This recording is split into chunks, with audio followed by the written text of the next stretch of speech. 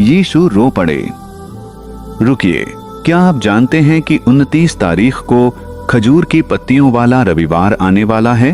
उस दिन हजारों लोग खजूर की पत्तियां हाथ में लेकर चर्च की ओर जाते हैं। लेकिन क्या आपने कभी सोचा वे खजूर की पत्तियां क्यों ले जाते हैं? इस दिन को मनाने का कारण क्या है? आज आप जानेंगे उस दिन की सच्ची कहानी।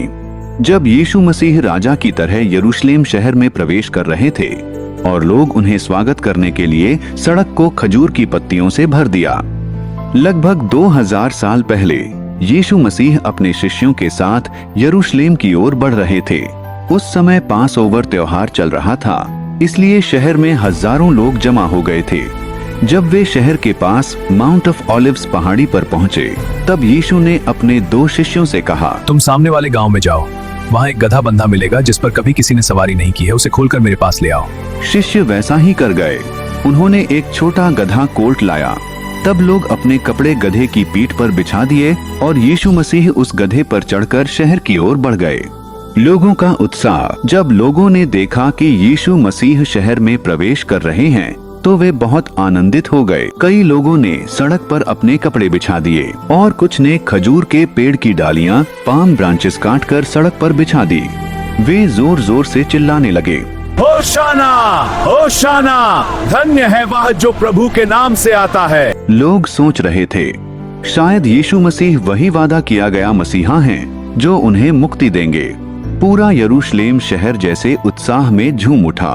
फरीसियों का गुस्सा। कुछ धार्मिक नेता, जिन्हें फैरिसीज कहा जाता था, इस दृश्य को देखकर गुस्सा हो गए। उन्होंने कहा, अपने चेलों को चुप कराओ। लेकिन तब यीशु मसीह ने कहा, मैं तुमसे कहता हूँ अगर ये चुप हो जाएं, तो पत्थर भी चिल्ला उठेंगे।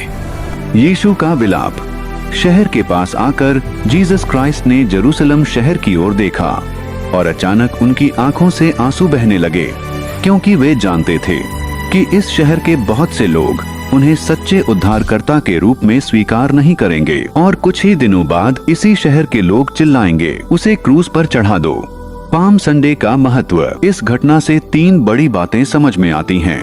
जीसस क्राइस्ट एक विनम्र राजा थे। वे घोड़े पर नहीं बल्कि गधे पर सवार होकर आए थे। लोगों ने उनका राजा की तरह स्वागत किया। पाम संडे खुशी का दिन, लेकिन उसी खुशी के भीतर छिपी थी क्रूस की कहानी। पार्ट 2 में देखेंगे क्या हुआ था उस रात, जिस रात सब कुछ बदल गया। और अगर आप विश्वास करते हैं तो कमेंट में आमीन लिखकर जाएंगे।